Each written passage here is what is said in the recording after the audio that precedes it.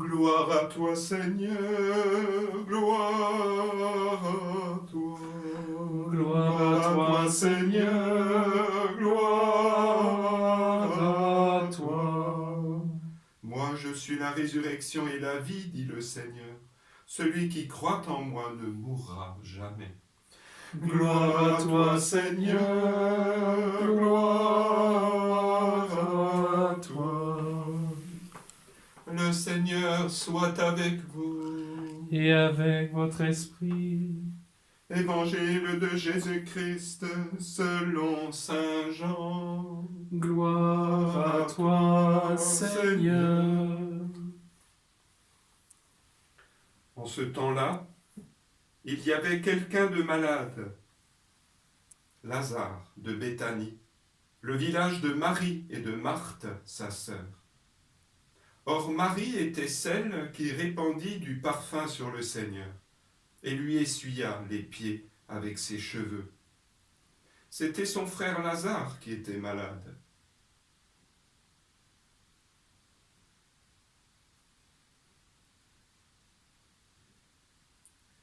Donc les deux sœurs envoyèrent dire à Jésus, « Seigneur, celui que tu aimes est malade. » En apprenant cela, Jésus dit, « Cette maladie ne conduit pas à la mort, elle est pour la gloire de Dieu, afin que par elle le Fils de Dieu soit glorifié. » Jésus aimait Marthe et sa sœur ainsi que Lazare. Quand il apprit que celui-ci était malade, il demeura 2 jours encore à l'endroit où il se trouvait, puis, après cela, il dit aux disciples, « Revenons en Judée. » À son arrivée, Jésus trouva Lazare au tombeau, depuis 4 jours déjà. Lorsque Marthe apprit l'arrivée de Jésus, elle partit à sa rencontre, tandis que Marie restait assise à la maison. Marthe dit à Jésus, « Seigneur, si tu avais été ici, mon frère ne serait pas mort. Mais maintenant encore je le sais, tout ce que tu demanderas à Dieu, Dieu te l'accordera. » Jésus lui dit, « Ton frère ressuscitera. » Marthe reprit, « Je sais qu'il ressuscitera à la résurrection au dernier jour. » Jésus lui dit, « Moi je suis la résurrection et la vie. Celui qui croit en moi, même s'il meurt, vivra. Quiconque vit et croit en moi ne mourra jamais. Crois-tu cela ?» Elle répondit, « Oui, Seigneur, je le crois. Tu es le Christ, le Fils de Dieu, tu es celui qui vient dans le monde. » Jésus, en son esprit, fut saisi d'émotion. Il fut bouleversé et il demanda, « Où l'avez-vous déposé ?» Ils lui répondirent, « Seigneur, viens et vois. » Alors Jésus se mit à pleurer. Les Juifs disaient, « Voyez comme il l'aimait. » Mais certains d'entre eux dirent, « Lui qui a ouvert les yeux de l'aveugle, ne pouvait-il pas empêcher Lazare de mourir ?» Jésus, repris par l'émotion, arriva au tombeau. C'était une grotte fermée par une pierre. Jésus dit, « Enlevez la pierre. » Marthe, la sœur du défunt, lui dit, « Seigneur, il sent déjà, c'est le 4e jour qu'il est là. » Alors Jésus dit à Marthe, « Ne te l'ai-je pas dit, si tu crois, tu verras la gloire de Dieu. » On enleva donc la pierre. Alors Jésus leva les yeux au ciel et dit, « Père, je te rends grâce parce que tu m'as exaucé. Je le savais bien, moi, que tu m'exauces toujours. Mais je le dis à cause de la foule qui m'entoure, afin qu'ils croient que c'est toi qui m'as envoyé. » Après cela, il cria d'une voix forte, « Lazare, viens dehors. » Et le mort sortit, les pieds et les mains liés par des bandelettes, le visage enveloppé d'un suaire. Jésus leur dit, « Déliez-le et laissez-le aller. » Beaucoup de Juifs qui étaient venus auprès de Marie, et avaient donc vu ce que Jésus avait fait, crurent en lui. Acclamons la parole de Dieu. Louange à toi, Seigneur Jésus.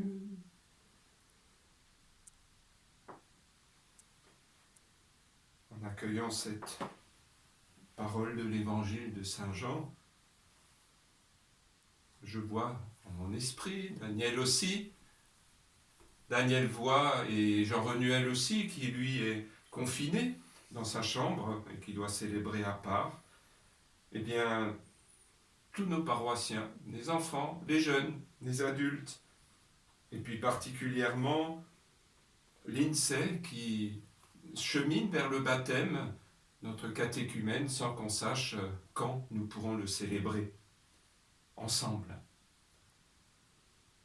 Et je vois toute cette question que Jésus vient poser à notre réflexion, à notre foi, c'est quoi mourir?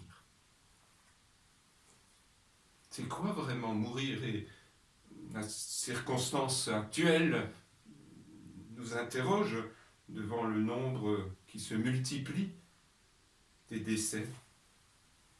Est-ce que mourir, c'est juste cesser de vivre? Et pour Jésus, c'est pas ça. Mourir, pour Jésus, c'est cesser d'aimer. Quand on cesse d'aimer, on est vraiment mort. Même si on a l'air d'être vivant, on est vraiment mort. Et Jésus, c'est l'amour qui le transporte lorsqu'il rencontre cette famille éprouvée par le deuil. Il fut saisi d'émotion, dit Saint Jean. Il est bouleversé. Et il est repris par l'émotion quand il arrive au tombeau.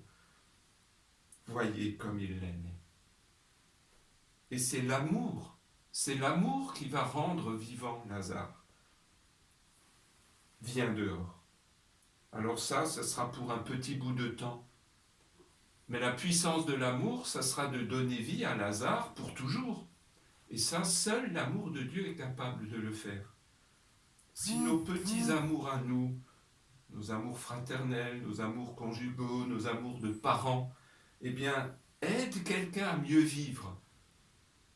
Et on le voit tout le temps, un simple sourire, une présence, une affection, mais ça soulève le cœur de l'autre lorsqu'il le reçoit. Ça le rend plus vivant. Combien plus l'amour de Dieu pour nous. Alors moi, je demande vraiment au Seigneur qu'il nous fasse vivre vraiment, qu'il nous sauve vraiment de la mort, celle de ne pas aimer.